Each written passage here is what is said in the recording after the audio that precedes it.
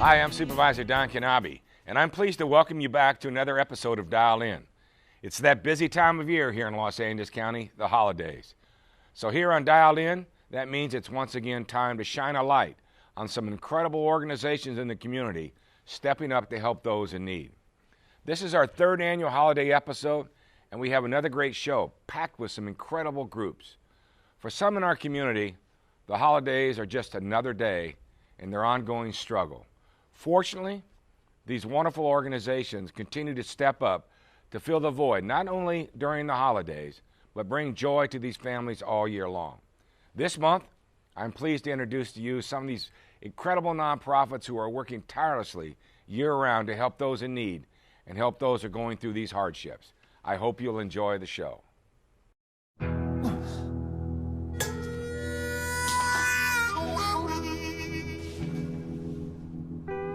Get caught buzzed driving, and you could do some hard time.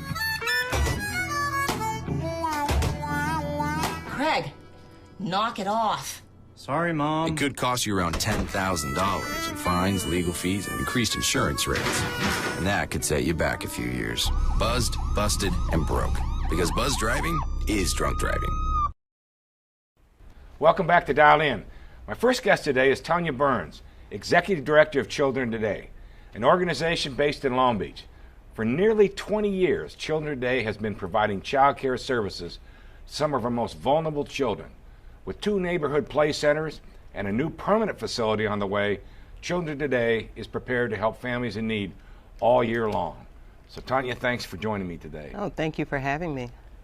So let's start with the inspiration behind Children Today. How did it all sort of come when and sort of bring us up to date? So in 1997, 2 incredible women, Teresa Bixby and Jennifer Fitzgerald, one of them actually happened to see a toddler walking down the street alone, wearing a diaper, no parent in sight.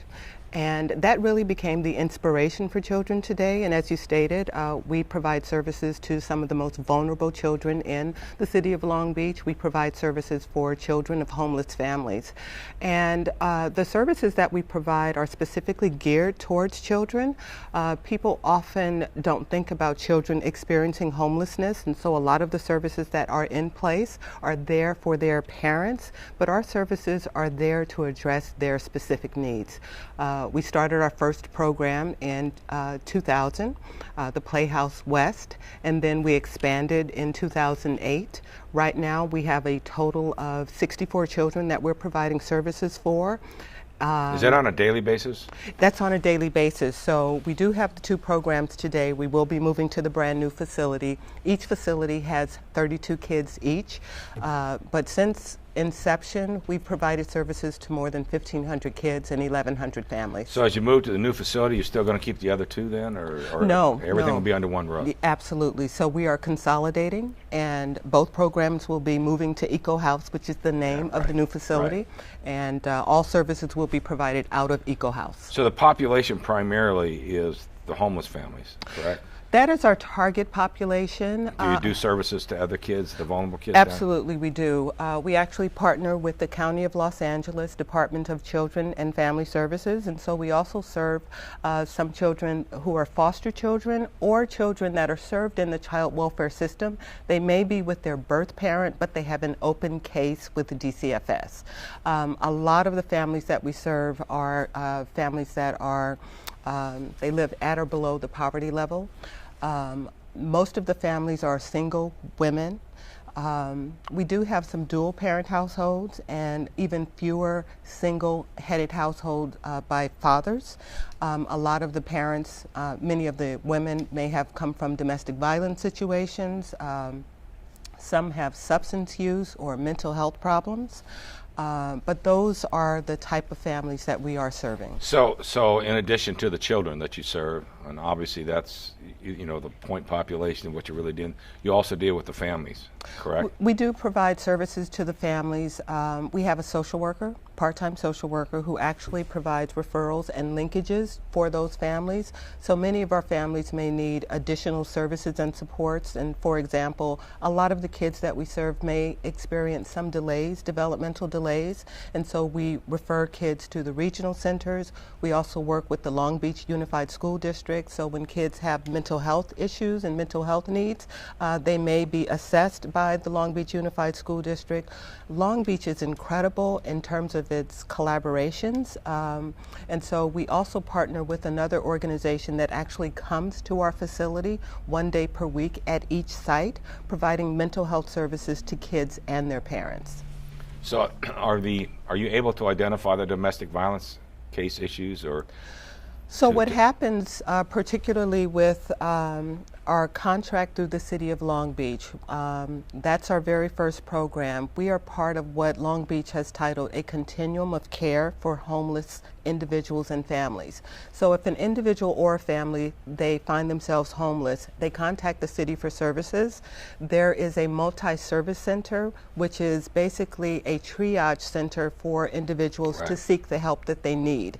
And once there, they are then referred for those services and supports. Yeah, there's numerous caseworkers in that multi-service center. There it's a are. Great filtering facility. They're medical services, they're job and vocational services, again, they're mental health services, and what we provide as part of that continuum are the child care and development services, so that kids can be in a safe and stable place while their families are engaged in all those activities to help get them to the place where they can achieve housing permanency. So you're able to facilitate that as well. I mean, you've had, what has been your success rate as getting some of these families off the streets and into some sort of housing? You know, through our... It's difficult, I know, but... Well, through our contract with the City of Long Beach, they actually have specific outcomes that they are looking at, and one of them is whether or not individuals achieve housing stability, as well as do they have an income at the time that they leave, and more than 2/3 of the families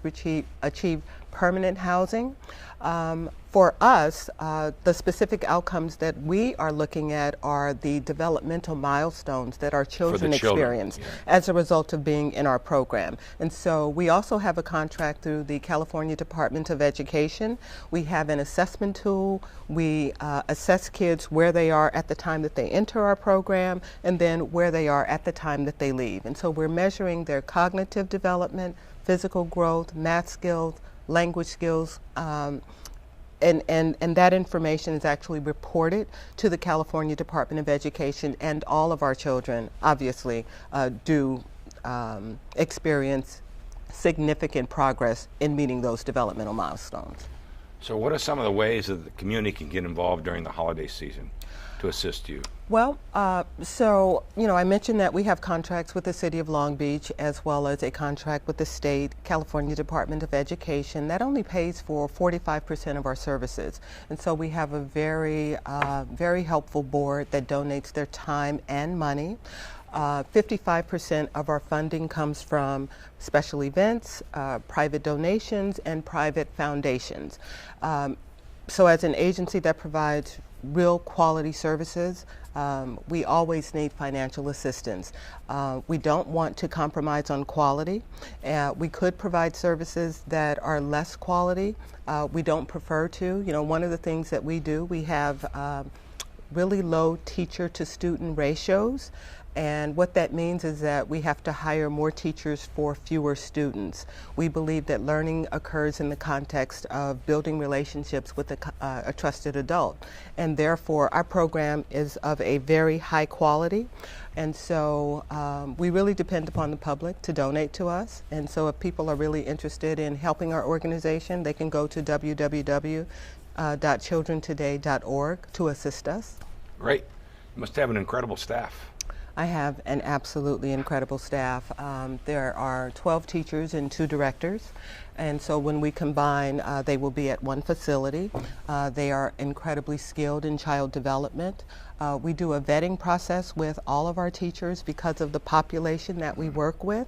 It really does take a special person to be able to provide the guidance, the care, the nurturing that's required for children that have experienced homelessness and or abuse and neglect.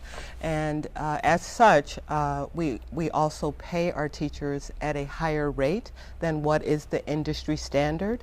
We are real committed to both the participants of our program as well as our staff, and we've been very fortunate. Our retention rate is very good. That's great. We probably have, there are 3 or 4 of our teachers that have been with us for 7 or more years. Wow. So Echo House, I'm looking forward to paying it a visit one of these days. Yes. And when do you expect it to open? What, early spring, is it? No, actually, we're preparing for. I hope December is going to be the move-in great. date. Yeah, we're doing a whole lot of work to get ready for the move at this time. The construction is completely done. It is an absolutely beautiful facility. What's different about Eco House and what it's going to offer to the kids in our that we're currently serving, we have 5,000 square foot for classrooms that are very spacious. We had donations from a particular foundation that purchased all new furniture for the facility. I think what's most incredible about the space is that we have 15,000 square feet of really beautiful outdoor space for each of our targeted kids that we serve, which includes a garden, an herb garden where the kids can go out and they can actually work in the herb garden. And then the actual outdoor space has a bamboo garden, we have a butterfly garden and a fountain. You know, kids that are even more affluent probably won't experience what we currently have for the kids that are. Well, I look forward to making my visit there and to be part of that. Your program's just phenomenal, and you touch the lives, and it's a life-changing experience for these young people. So I really appreciate you taking the time to be with me today, and thank you and to your staff and to everyone, your board of directors and everyone that helps children today. Thank you so much. Great program, and to you and everyone, a happy holiday season. To you as well. Thank you. Thanks for joining me. We'll be right back.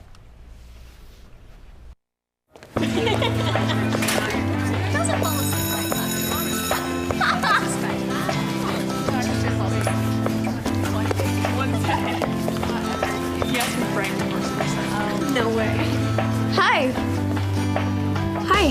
Shine, come on and let it shine. Light me up, make me feel alive. Hi. She actually said hi to you. Shine on me today. Welcome back to Dialed In. My next guest is the president of Meals on Wheels Industry, Joe Gardner. Meals on Wheels is a food delivery program serving the disabled, the aged, and chronically ill in our communities. Volunteers not only deliver a hot meal, but also friendship, comfort, and a compassion to those in need. So thank you for joining me today, Joe. Thank you, Mr. Supervisor. Meals on Wheels, nationwide program known all over the world. But when did the industry chapter actually start? 1979. So it's been around since 1979, ongoing. What an incredible record of goodwill to the community. Yes. What areas of the county, of Los Angeles County, do you serve? We primarily serve the East San Gabriel Valley, the cities of West Covina, Hacienda Heights, Bassett, the unincorporated areas of the county in the East San Gabriel Valley, all the way down to Diamond Bar. So you serve like Rolling Heights as well, too? Yes. Mm-hmm. So who are the primary recipients of the food? Those that can't provide meals for themselves, those folks that are disabled, have a chronic illness or unable to prepare food on their own, that's where we come in. So the most important piece, I guess, of all that, where do you get your food? We get that from Queen of the Valley Hospital, Citrus Valley Health Partners. They've been our provider of food for many years, and they've always been great to us. So, I mean, when you say that they've been a provider of food, I mean, so do you get fully prepared meals, or do your volunteers have to prepare them? I mean, how does it work from the back room to the door of the recipient? The kitchen prepares all the food for us, packages the food, and puts it in hot boxes. And then once all the food is prepared for those deliveries, that's the hospital. Yes, the hospital does. And then they bring it out to us, the drivers, and then we sort it out according to the delivery schedule, and off we go. Wow. So are you able to, obviously with some of the disabled, some of the aged, special needs, special diets, are you able to deal with those kinds of issues? Yes, it could be a very complex issue. Many of those folks can't have, high sodium or other dietary restrictions, and we make sure that each of those labels matches up to the recipient and that they get the right meal for that day. So is milk and water included, or is it just the meal? I mean, how does that work? Well, we provide them juice and milk and fruit sometimes, depending on their restrictions, as well as some desserts, a sandwich, and also some hot meals.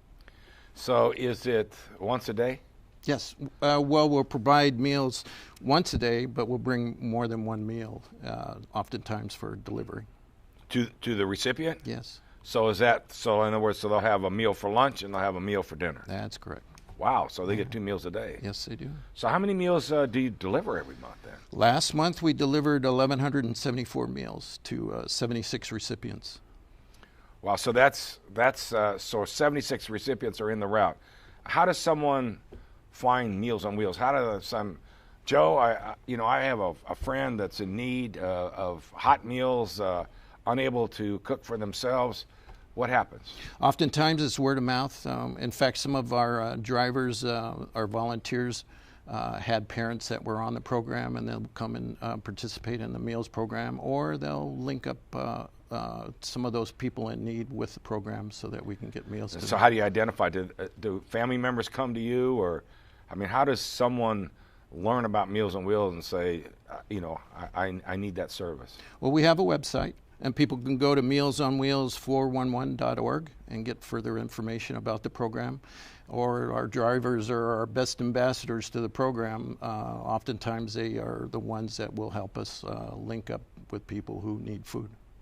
So obviously this requires a lot of people to do very nice things. Certainly So does. how many volunteers do you have, and how do you recruit volunteers? Last month we had 34 drivers. It fluctuates sometimes, but we have 34 drivers that actually do the 5-day-a-week delivery of meals, even on holidays. And then we have some other volunteers that work at the hospital to help coordinate the organization of the deliveries, as well as some of our board members. So about 40, probably 44 members. I mean, it's sort of like ambassadors, right? I mean, Yes. The stories that I hear, success stories about Meals on Wheels, is not just the delivery of the food. It's the delivery of a smile, Correct. a conversation. So what would be, if you had like a moving moment of a memory of your involvement? How many years have you been involved? 2 years now. 2 years plus. I mean, is there something, because that's the stories that always people tell. It's not just the food, but it's the other experience. Yes, I found it very rewarding. In fact, we have one recipient. She's 101 years old. She just Wow. turned back in August, and she has been part of our recipient program for some time. And so oftentimes the drivers are the only person that she really sees every week. They come and talk with her and, make sure she's okay. And we do that to a number of the recipients that we deliver meals to. So I've heard stories too that Meals on Wheels has expanded every once in a while in certain areas. I don't know if industry chapter does this, but books, a library book or a tape, books on tape or whatever it may be. Is that correct? Do they do? We haven't done that part of the program yet, but that's certainly a good idea, and some that I've heard of those ideas before. Maybe it might be some of your ambassadors just do it on their own, kind of a thing. So how do you recruit these volunteers? I mean, obviously someone's word of mouth or had experience with it, but that's a lot of people to keep moving around. So how do you get your volunteers? Well, it's a process of putting it out on our Facebook page, and as I said, some of the recipients tell about the good stories and experiences they've had with our drivers, and we get other drivers through that process as well. So we're always looking for drivers. We could expand our territory, but it's tough. We have people on our waiting list who want to get meals from our program, but we don't have enough drivers yet. Don't have enough drivers. So how can the community get involved? I mean, we're going to tell them there today. Would you say that number again for us? Yes, it's mealsonwheels411.org, or you can call 626-333-4570. Well, I appreciate you taking the time to be with us today, but more importantly, I think you probably do this. You've been doing it for 2 years and just sort of go through the motions sometimes, but it's such an important part of the lifeblood of the people you serve, particularly during the holidays. Like you say, in many cases, it's the only face that they get to see on a regular basis. So I want to thank you and the industry chapter of Meals on Wheels for all that you do, and wish you all a great holiday season. But Thank thanks you, for sir. taking the time to join us. We're grateful for your support. Thank you. We'll be right back. You make me wear my bike helmet. Taught me never to run with scissors. And to follow the swimming rules. You tell me to stay away from drugs. To always buckle my seatbelt. So why do you keep a loaded gun in your drawer? How safe is that? You asked them to follow some safety rules. Now they're asking you. In fact, they're counting on you. Never let your gun get into the wrong hands. Remember, always lock it up. Visit ncpc.org. Welcome back to Dial In. My next guest is Eric Miller from Operation Jumpstart. Since 1994, Operation Jumpstart has provided resources and mentoring to youth in underserved areas to help them be the first in their families to get in, stay in, and graduate from college. Eric is a former Operation Jumpstart participant, and now he serves as the organization's Director of Community Relations. Thanks for joining me today, Eric. No problem. So let's sort of talk about what was the inspiration of the creation of Operation Jumpstart? Well, our mission is to turn a child's college dreams into reality. And so I like to think that we provide a bridge to those two, a bridge of hope, and it's supported by a number of things, which are resources, it is our mentors, and it is definitely different experiences throughout the city. And who was the inspiration behind this in the very beginning? Her name was Diane Zenda, and she was actually a dance teacher. And so she had a young student who was interested in going to college but didn't know the route how. And so she acted as our first mentor, and then it just sparked what we have today. So sort of how does the program work? Kids come in, you recruit kids, what happens? So Operation Jumpstart is a one-to-one college access mentoring program. Now that's super long-winded, but what that means is that we're a program very similar to Big Brothers and Big Sisters, where we match students with mentors, who, like I said, are community members from our city. And what we do is we provide them with tons of different experiences and resources, all focused towards getting them into a four-year university eventually. Well, I like your story. I mean, you are a graduate of the program. Yeah. You are now the Director of Community Relations. But talk about what you went to college and what your real life aspiration were. So my introduction to Operation Jumpstart's pretty interesting because I started as a little 12-year-old kid at Stanford Middle School. And so I was about this tall and about this round. And I was a little curious, to say the least. But I had a high school counselor approach me about joining a mentoring program. And this was because I had been a bit mischievous. And that's not really the case for a lot of our students, but it was for me. And so the same counselor knew that I was coming from a single-parent home and knew that I definitely needed some additional guidance. And so after getting into one of my situations, as I was often in, she provided me with an option. Either she was going to tell my mom or I fill out the mentoring application. I'm pretty sure you figured out which one I chose. So I was matched with my mentor, who was a retired dentist. And at the time, I didn't think that we had much in common, but we did. And over the years, he and I did tons of really cool things, ranging from going to a college football game to going to a cool architectural project. And he was actually the person who introduced me to the idea of becoming an architect. And from my neighborhood, I'm going to be honest with you, there are not very many architects. I come from a pretty tough neighborhood, as a lot of the people from my background, unfortunately, were either involved in gangs or working on a little day-to-day job. And so with all that said, with the assistance of Operation Jumpstart and my mentor, by the time I got to my senior year of high school, I had tons of opportunities, not just because of my athletic accolades, which was something that I was interested in as a young man, but also because of my academics. And so I actually ended up choosing the academic route, and I went for a degree in architecture, which, like I said, was introduced to me as a young man. And I became the first in my family to go to college, and I'm an architect. And so you're one of the true success stories. So as you, how is it always a point of entry like 12, 13 years old, or what is the usual point of entry? So most of our students enter in the 8th grade, but we really accept students ranging from as late as the 11th grade.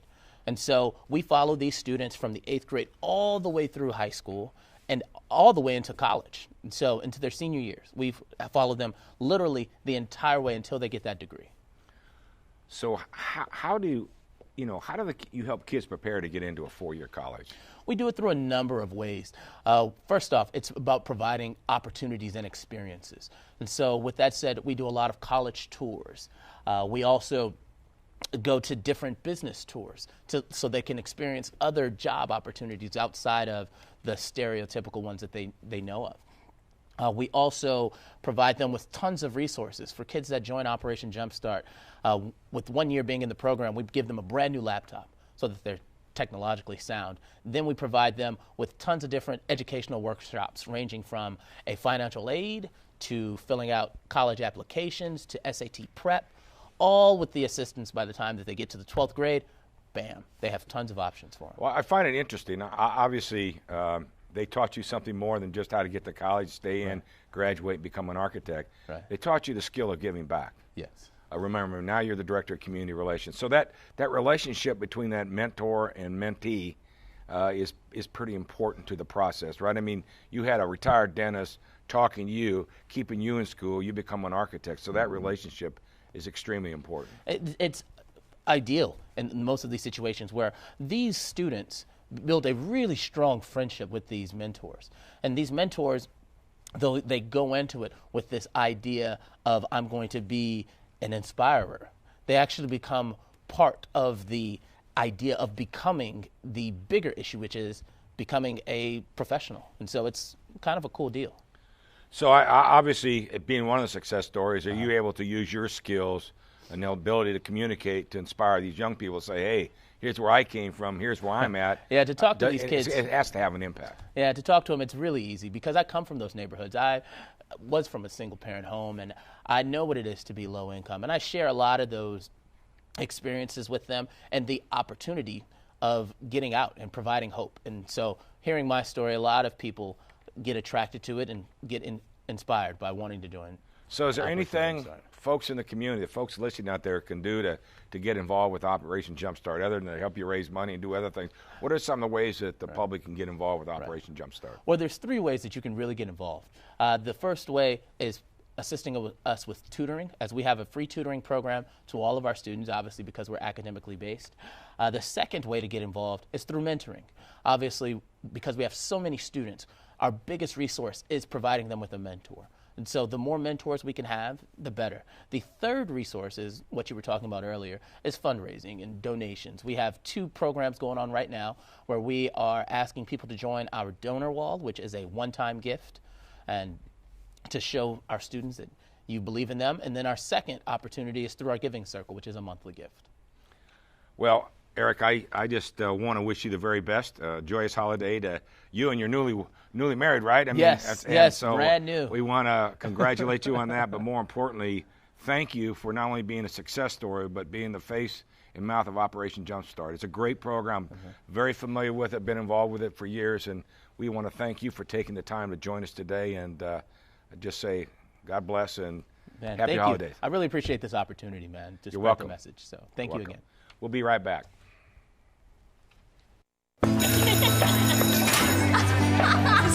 No way. Hi. Hi. Shine, come on and let it shine. Thank you again for tuning in to Dialed In. I want to thank our special guests for taking the time to join me today. Even more so, I want to recognize them for their incredible effort and commitment to helping those most in need. The holidays are not a happy time for everyone, but if we all just do a small part, we can really change a life and bring a smile to their face. Whether it's giving toys, food, or clothing, the smallest gesture can make a big difference. I'd also like to take a moment to thank our troops who may not be able to celebrate the holidays with their families. And to their families and friends, we appreciate the sacrifice that you make each and every day as you wait for your loved ones to return home safely. Here in the 4th District, we have a very long history of supporting U.S. vets.